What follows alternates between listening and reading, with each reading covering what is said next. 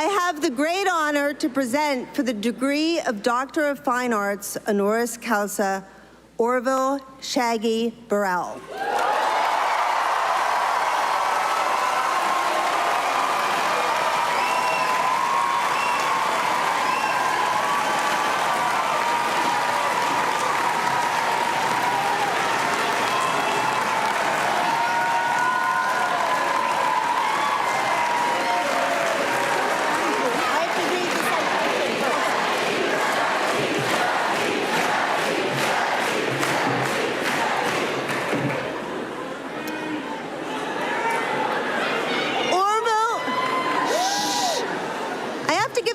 Degree, come on. Orville Shaggy Burrell, your style, your voice, and your influence on reggae and the genre's growth in American pop culture cannot be overstated. You're recognized the world over for your success as a musician. Your leadership and dedicated philanthropy through the Shaggy Makes a Difference Foundation has inspired peers and musical legends to join you in concert to raise funds for those in need. The Shaggy and Friends concerts have raised more than $100 million in equipment for the Bustamante Children's Hospital in Jamaica. For your accomplishments as a recording artist and your service to others, we honor you with the degree of Doctor of Fine Arts. By the authority vested in me, I confer upon you the degree of Doctor of Fine Arts and all rights and privileges pertaining to this degree I give to you. And in witness of this, I collegially give you this diploma.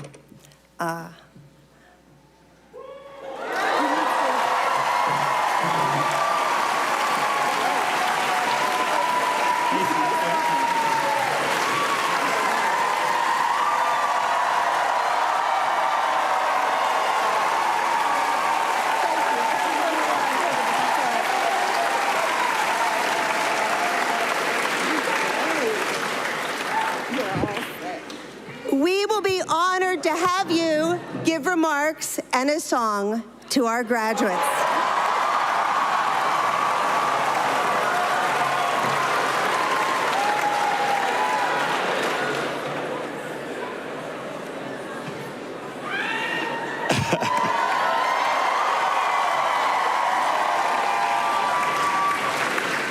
I had my mask on, so you couldn't see the grin from ear to ear while this was going on, man. It's incredible. I really thank you. So, class of 2020.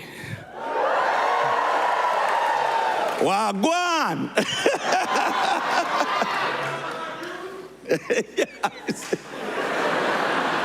You always have a Jamaican in here somewhere, man. Distinguished guests, hold on, I need the glasses because I can't see that.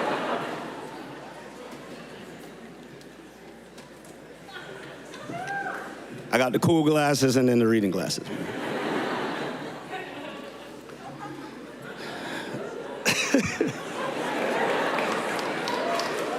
Distinguished guests, class of 2020, thank you all for having me. I've always wondered what it would be like to attend college. Kind of experience it a little bit today. What would the experience be? I was never blessed with the opportunity. I couldn't afford it. I would have loved to have gotten a college experience and receive a higher education. See, I'm from a single-parent family. I was raised by my mom and partly by my grandmother. Like most Jamaican inner-city families, dads weren't always present. I'm from a small fishing village in the downtown area of Kingston called Raytown, a place made famous for the birth of the sound system. Any Jamaican or Caribbean people in here? Y'all would know the significance of the sound system to dancehall and reggae culture. I've always had music in my blood, even though no one else in my family ever did music. So it wasn't surprising to me that music would be my path. After all, I was so passionate about it, and you know what they say, you can't excel at anything without passion. I love Toots and the Maytals, Jimmy Cliff, Bob Andy, Dennis Brown, and of course, the great Bob Marley. I admire Supercat, any dancehall fans in here would know that. Josie Wells, Barrington Levy. These were my reggae and dancehall heroes. I remember one night going to a place called Skateland in Kingston. I watched an artist called Yellow Man. On that night, I caught the bug. Yellow Man was an albino guy who at the time was the reigning sensation in dancehall. I saw him spit a few lyrics and the crowd went wild. He walked out of the dance and the whole crowd walked out the dance. And I said to myself, damn, I want to be that guy. My mother worked at the local newspaper, the Daily Gleaner, after which she migrated to the United States and landed in the Flatbush area of Brooklyn. Brooklyn in the house! New York.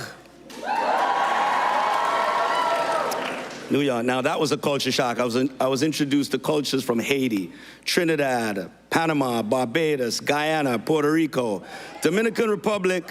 It was one big melting pot. And they all had one thing in common. They all loved reggae and dancehall music. Though reggae and dancehall was the main music of my country and had developed a large appeal and following within the New York diaspora, it wasn't mainstream. And it was starting to look like my dreams of a successful career in reggae and dancehall was pretty dismal. My mother grew frustrated of my efforts. We started to bump heads, and I knew at that point that I got to get out of her house. So I decided to enlist in the military, the United States Marines. Thank you. I served in the Gulf War at Desert Storm, and funny enough, I joined the military so I could get the GI Bill. The GI Bill was a college fund offered to enlisted personnel. And to me, the military became my college. I felt like I belonged to something, somewhat of an institution. Every time someone came up to me and said, "Thank you for your service," I felt a sense of pride, accomplishment, as if I actually graduated or something, you know? By the time I was finished with my tour of duty, my music career was well on the way. You see, I used to drive 18 hours from to and from New York to Camp Lejeune, Jacksonville, North Carolina, every weekend just to do records in Brooklyn. I sometimes would drive in my uniform so that if I get pulled over for speeding by the state trooper, they'd give me a warning because most of them were all retired servicemen. That wasn't me. All phones off.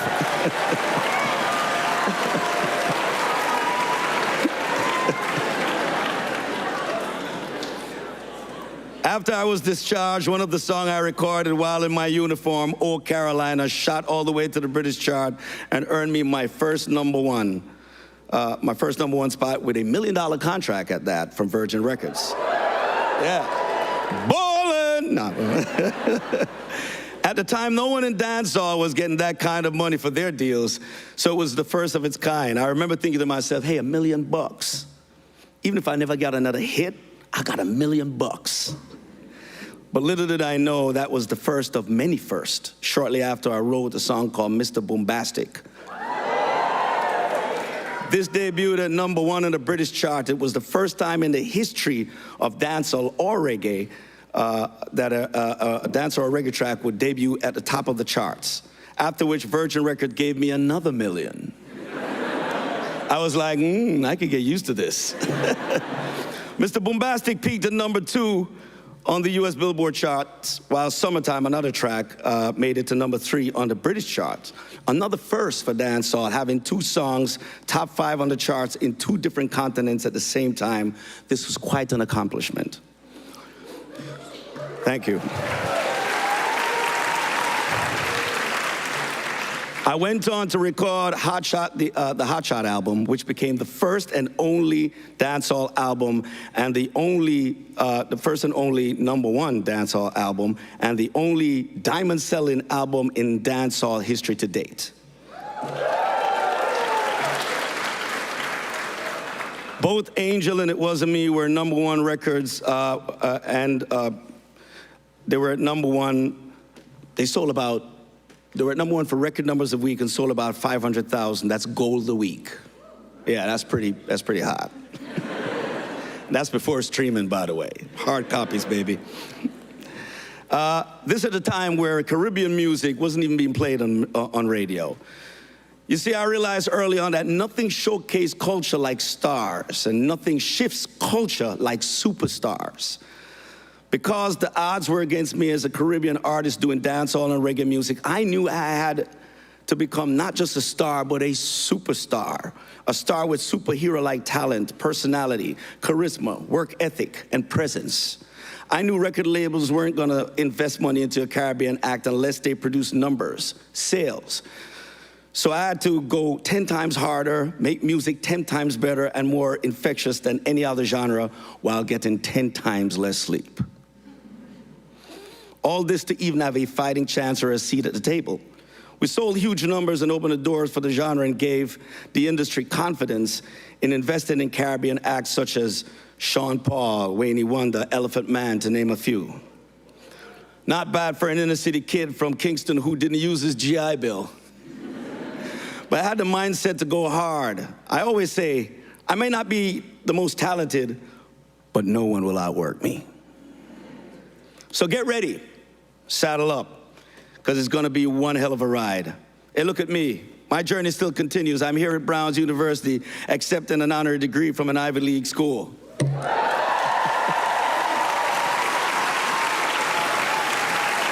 Part of the class of 2020, baby.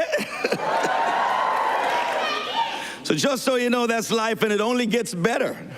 I didn't get to go to college, but I had an amazing journey. I traveled around the world. I've been to many cities, met many great people, sat with great leaders and politicians and royalty. I remember sitting at the table with the great Nelson Mandela and feeling like I just met the closest thing to an actual God. I remember his humility and how he made me feel like I was the only person in the room. I remember getting a call from Michael Jackson to perform at the Jackson 530th anniversary celebration in Madison Square Garden. And Michael saying to me, did you write It Wasn't Me? I said, yeah, that's my favorite song. Sounded like something I would write. At that point, I was excited that he even knew my name, or, you know, that was just crazy for me. I remember meeting the Queen, sitting with the Pope, and even having the distinguished honor of meeting the lead singer of the Police. One advice my brother Sting told me on giving this speech, he said, Shaggy, tell them about your journey. You told it to me and I was inspired. So my purpose here today is to inspire. And I do so by sharing my journey. We sometimes pull inspiration from the most unlikeliest people and situations. I remember meeting the great James Brown, who sat me down, who gave me one of the most profound sit-downs ever that I've ever received. I was on tour in Antwerp. Did I say that right, Martin? And we were on this tour with, it was me, Joe Cocker, James Brown, the Pointer Sisters, Cyndi Lauper. I was the youngest guy on the whole thing. We're there for a whole month, and every single night I came out on stage, they'd bring a chair to the side of the stage, and James Brown would sit down and do this. And he did it to no one else but me every night. So I always got away with calling him, hey, Godfather, and it was like, Shaggy! While everybody walked by and said, how you do that? We have to call him Mr. Brown. One day he kicked my door open. Didn't knock, kicked it open, my dressing room door. He walked in, there was a huge security guard behind him, and he stood behind the door. I seen James Brown, he said, sit down, I want to talk to you. At that point, I thought I was gonna get a James Brown beat down. Security behind the door, James telling me to sit down. Think to myself, did I mess his perm up or something? I don't know what was up. He said, sit down, I want to talk to you. Let me tell you something. I've seen them come and I've seen them go. I've been to your country, I roll it up and smoke it with Marley. You the truth. Let them see both sides of you. And you funny. Let me tell you something. They could take away your woman, your house, your car, your money, but there's one thing they'll never take from you, and that's your talent.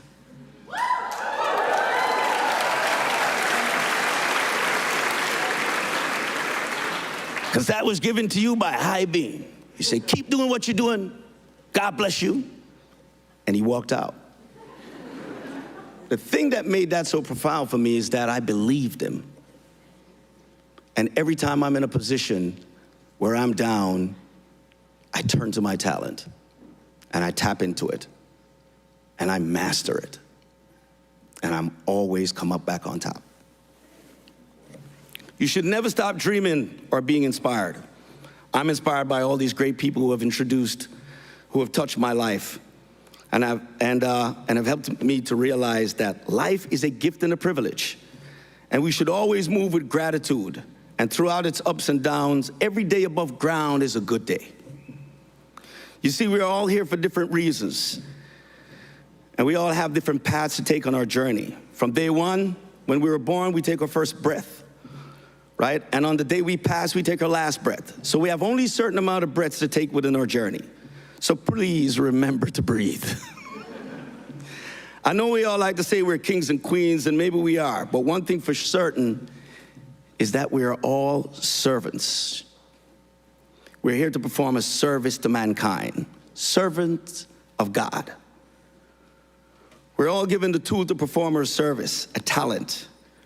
We're not here to achieve material things. After all, we can't take them with us. Our main purpose is to inspire and change people's lives. That's our true purpose. Every time I go on tour, there are 17 band members that come with me.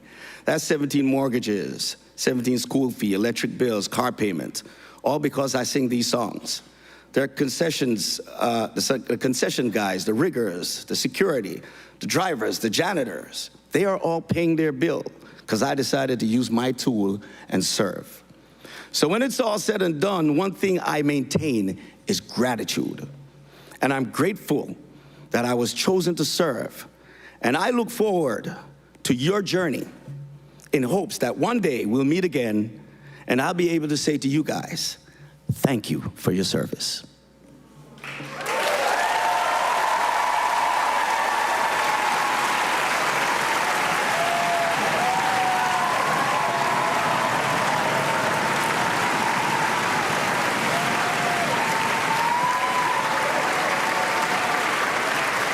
Oh, by the way, since I know y'all missed y'all great celebration during the COVID, it's kind of sad to make you put masks on like you're reliving COVID.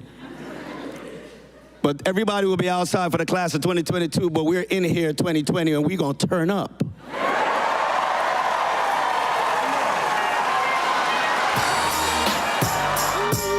Yo, yo, yo, yo, yo, yo, yo. Hey, hey, hey, hey. Check, check, check, check, check. Hey, hey, hey, hey. Mr. Lover, lover. I'm Mr. Lover, lover. Woo! Mr. Lover, lover. Hey. Here we go, here we go, here we go. She call me Mr. Bombastic, say me fantastic. Touch me down me back, she says I'm Mr. Romantic, say me fantastic. Is the party in here or what? Yo, Hannah, where you at? Can I get some more microphone in here, please? Where's that at? Oh, give me a seat, because you did it again.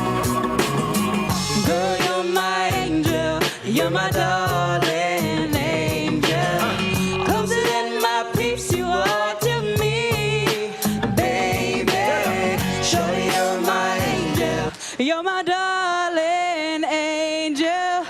Girl, you're my friend when I'm in need, baby.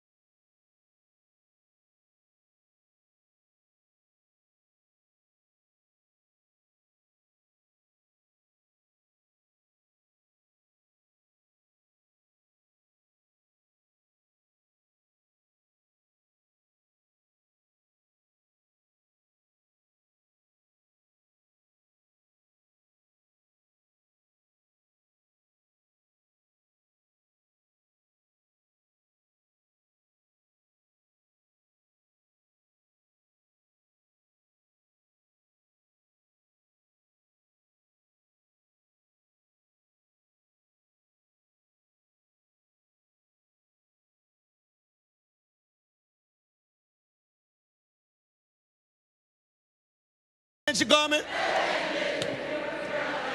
Thank you very much.